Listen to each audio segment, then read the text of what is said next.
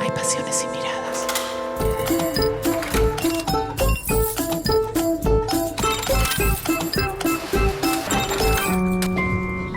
En el medio del arte.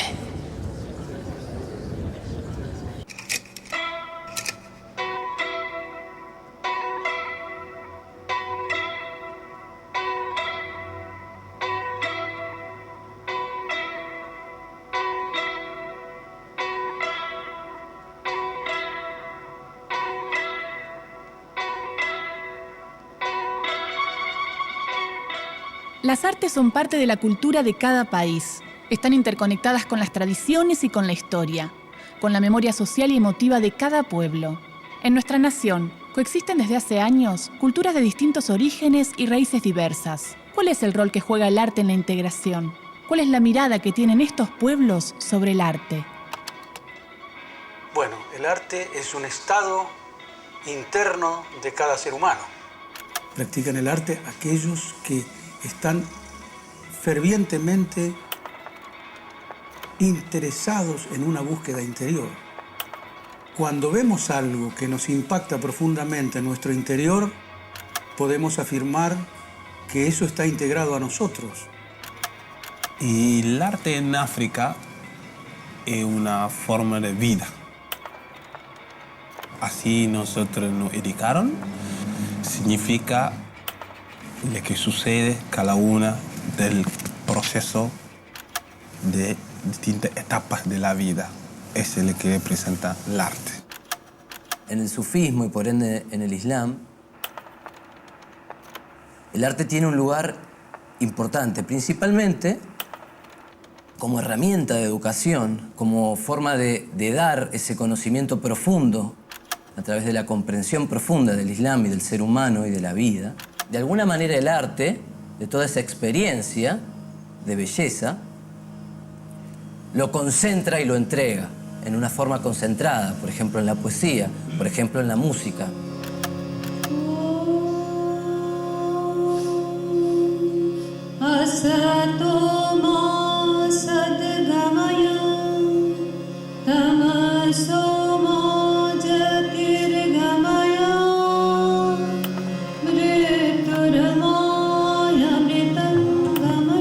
Hoy en la ciudad de Buenos Aires se presenta Ratna Bali, cantante y compositora hindú.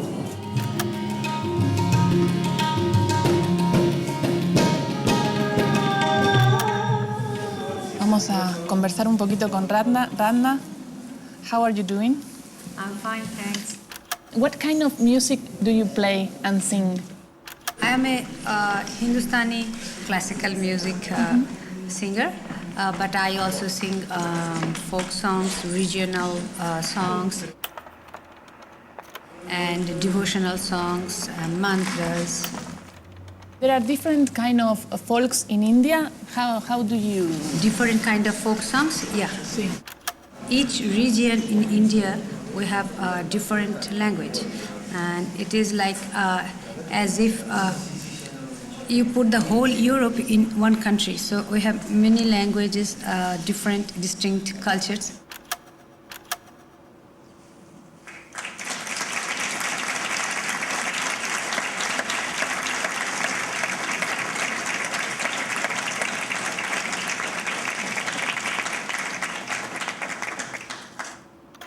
No son muchos los países cuya cultura es inmediatamente discernible. Creo que es posible hablar de una cultura japonesa en términos tales que uno la puede identificar inmediatamente. Como por ejemplo, hablábamos del combate de sumo, o podríamos hablar la poesía o el grabado o la música. Podemos distinguir esto es japonés. Nosotros occidentales formamos parte de un conjunto donde hay amalgamas e integraciones de muchas culturas a través de los países de Europa.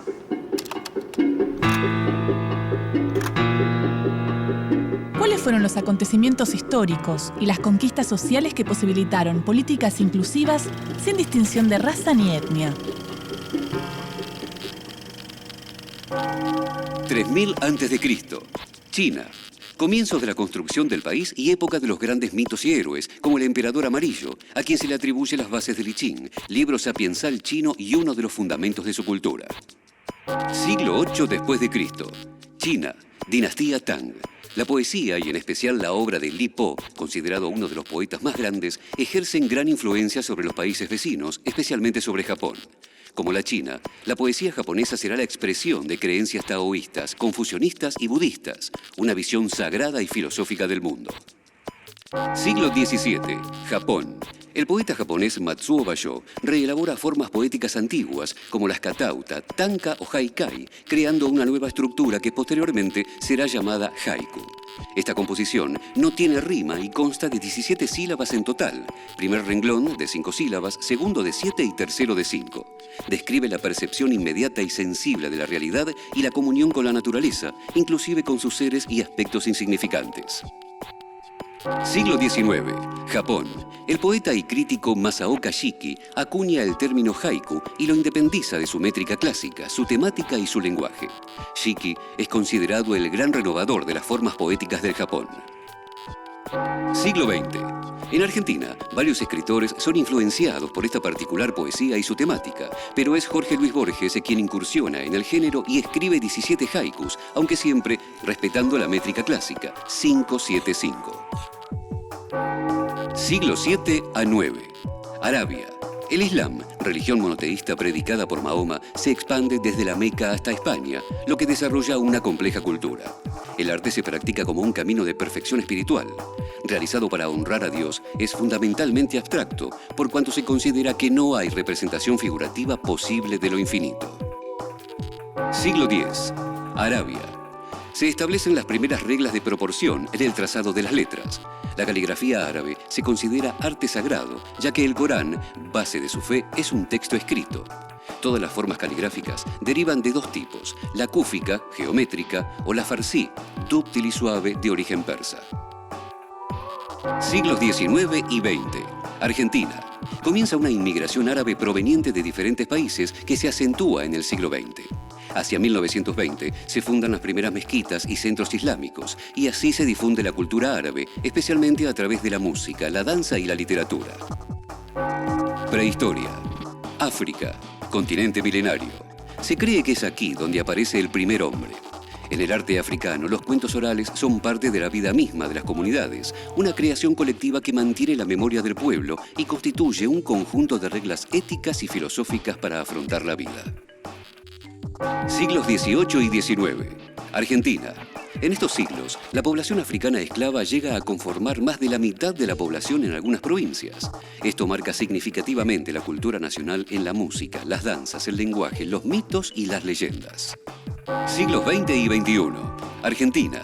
En la literatura nacional se observa una fuerte recuperación de elementos del cuento oral en el acercamiento a lo popular, junto a la incorporación en el relato escrito de estructuras coloquiales y modos lingüísticos propios de la lengua hablada.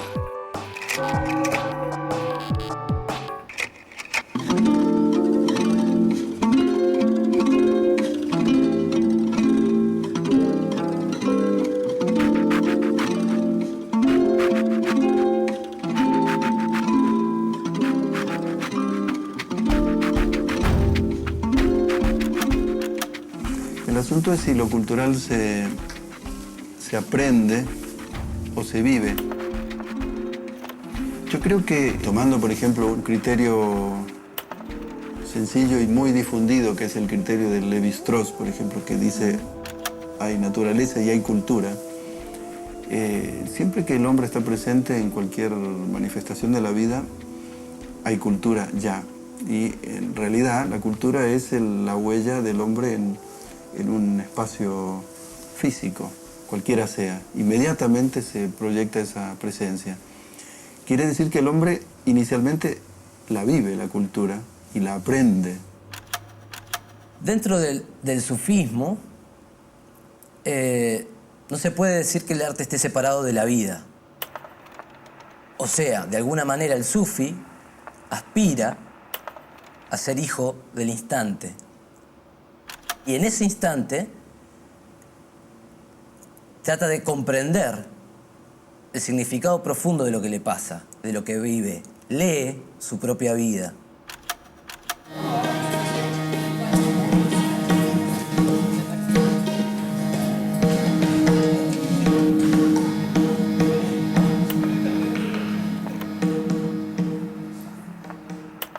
Our music has a very important part that is spiritual. Music in India is considered as art and a science at the same time. Because why? Because music is the perfect combination of that what you call rationality and art. Because music is a science, because we have, for example, when we work with notes, we have a certain delimited, it is limited by the certain notes are there.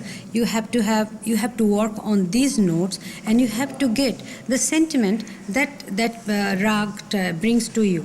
So you have to be rational. You cannot just go by your whatever you want to do. Can I describe a raga? Imagine that the public's mind is something like a. It's a white board. There is no color. It's without any color. So I am the painter, and instead of paint, the color, I have the notes. These are the things that I'm going to paint the picture with these colors. So if I have selected few notes. I will convey a certain sentiment, a certain way of thinking in that moment through these notes, as if I am the painter and I am going to paint through my notes this whiteboard. Hari Om, Hari Om, Hari.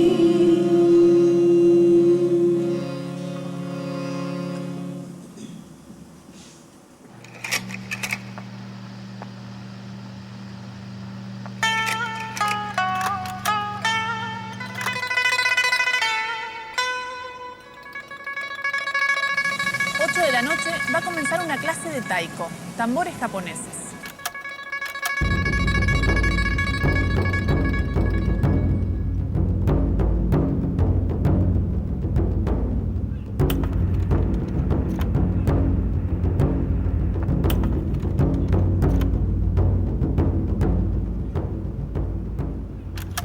Bruno.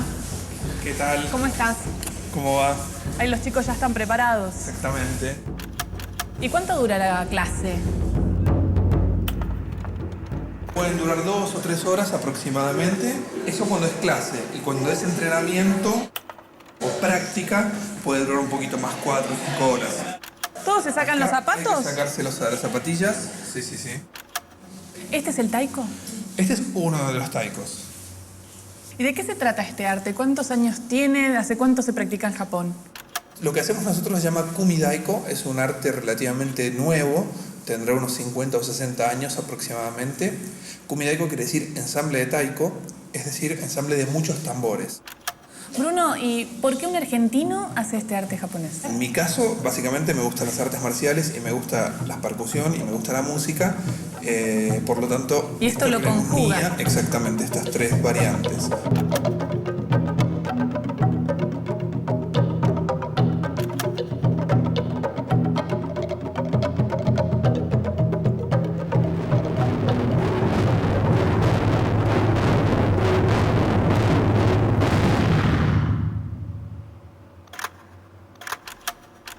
La tradición, bueno, a ver, tendríamos que puntualizar un poco qué significa la tradición.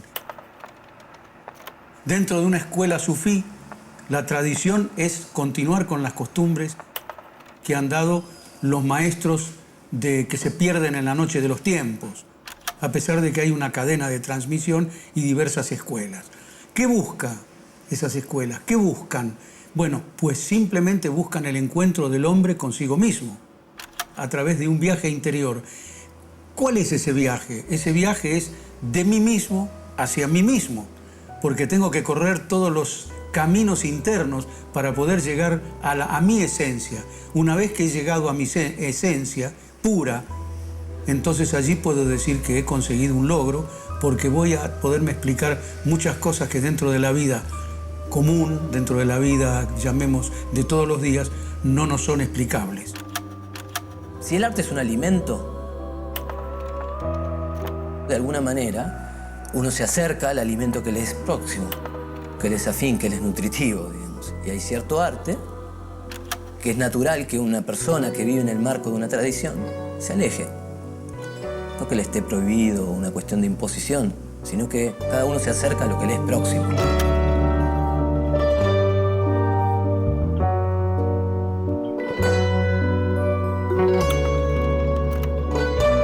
Los diccionarios incorporan los usos que hacemos de las palabras, fijan los valores que los grupos sociales les asignamos.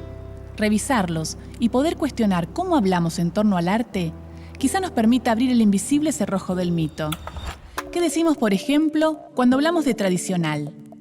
De la familia de la palabra tradición, que se toma del latín traditio.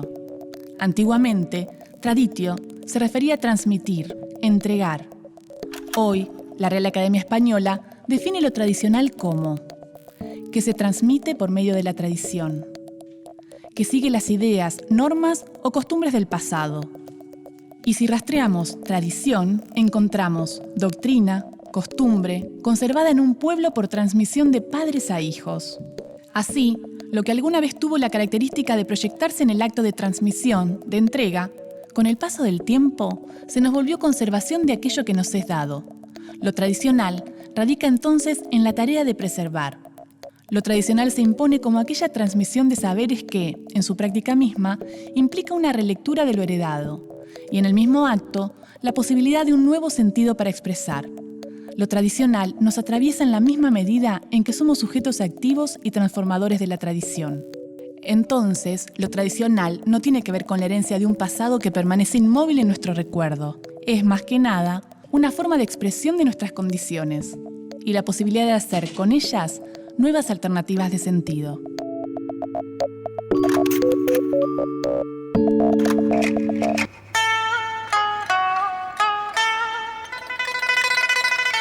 ¿Hay alguien de Japón? ¿Vos sos descendiente o no? ¿Y conocías esta técnica? Sí la conocía, pero no no el estilo kumidaico propiamente. Igualmente yo nací acá, soy descendiente de japoneses, pero nací acá.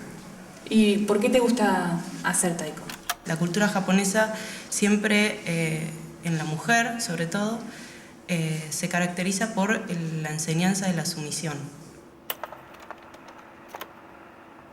Entonces, como siempre me enseñaron a ser sumisa, y naturalmente creo que no lo soy, mediante el taiko encuentro ese camino de liberación de esa energía. Porque creo que mediante el taiko puedo expresar algo que a través de otras cosas no lo puedo exteriorizar. Entonces, creo que es la forma más sincera que encontré para exteriorizar eso que llevo adentro.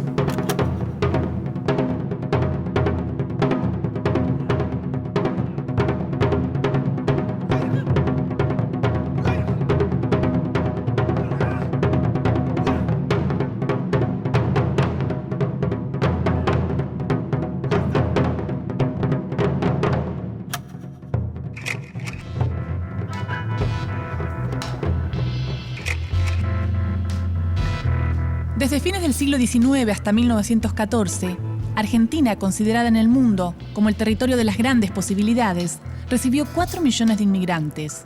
La mayoría, un 75%, eran italianos y españoles. El resto, franceses, polacos, rusos, así como de otras nacionalidades europeas y centroeuropeas. Culturas occidentales diferentes, aunque conocidas para los argentinos. Sin embargo, otros grupos minoritarios estaban imprimiendo un componente exótico a la inmigración. Árabes de diversas regiones, muchos practicantes de la religión islámica. Como la mayoría provenía del Imperio Otomano, quedaban todos englobados como turcos. Llegarían a constituir el 5% de la inmigración total en el país.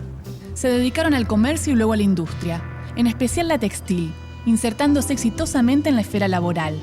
Pero en un país católico, las prácticas religiosas musulmanas y su cultura permanecían reservadas a la esfera íntima de esa comunidad. Hasta que en 1957 se funda el Centro Islámico de la República Argentina, para representar a todos los musulmanes del país. 20 años más tarde, se construyó en Buenos Aires la primera mezquita, con estilo arquitectónico sirio-egipcio. Comenzaron a difundirse y conocerse el arte y la cultura árabe, así como el sufismo, la vía mística del Islam. Se enseñaban la música y la danza, se organizaban conferencias y encuentros interculturales. Así se generó en la Argentina cada vez mayor receptividad e interés por su compleja y refinada civilización. A principios del 1900, otra comunidad aún más desconocida se estableció. En 1914 fueron censados 1.007 residentes japoneses en todo el país, que encontraban grandes dificultades con el idioma y las costumbres nativas. Sin embargo, por las características fuertemente solidarias que posee el pueblo japonés, organizaron redes de apoyo mutuo y una institución financiera, el Tonomoshi, que otorgaba créditos con el solo aval de la palabra. En 1915 apareció el primer periódico, Buenos Aires Sujo, y en 1933 se creó la Asociación Cultural Nipo-Argentina para la difusión de su cultura.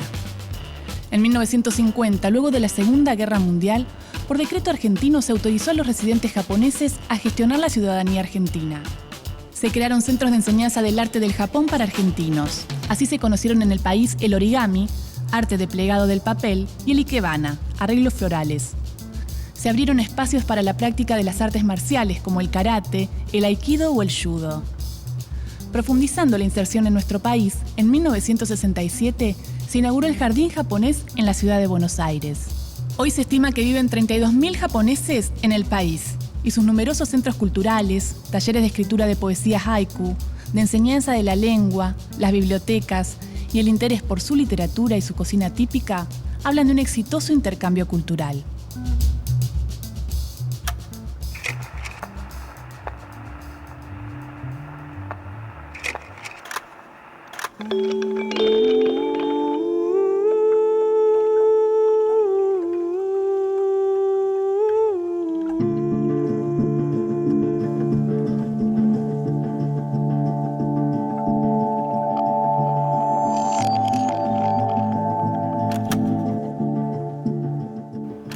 Uno se puede preguntar si vale la pena exportar el arte vernáculo y si otras personas lo pueden apreciar, pueden disfrutar. Y creo que es lo que sucede porque en todo arte verdadero se esconde o se anida una cierta universalidad. Cuando yo era chico pensaba que el origami era argentino porque había algunas escuelas que enseñaban origami. Son artes de vivir que se pueden acomodar perfectamente a nuestra propia expectativa, a nuestra propia búsqueda. Y si se acomodan es porque tienen algo nuestro que no sabíamos. Sí, yo creo que a través del arte africano podemos vivir, pero mejor en el mundo, trabajar mejor también y de toda la parte en comunidad también. Si podemos relacionarlo con otra forma de relacionar con el arte, porque no solamente para trabajar a nivel comercial, para el nivel sentimientos, este es el valor que tiene. Unir, trabajar para soldar todos lo que está roto. Es importante difundir estas artes porque creo que tiene que haber un hermanamiento de la cultura de los pueblos. Si nosotros no conocemos a los demás pueblos, no podemos respetarlos, ni saberlos, ni entenderlos, ni comprenderlos. Es interesante que exista la capacidad de decir qué está haciendo esa otra persona, esa otra cultura, y no a tener un prejuicio, sino abrirse. Krishnamurti dice que el aspecto más digamos, de la humildad más grande, consiste en poder decir no sé, porque ahí está abierto a todo lo bueno que puede venir.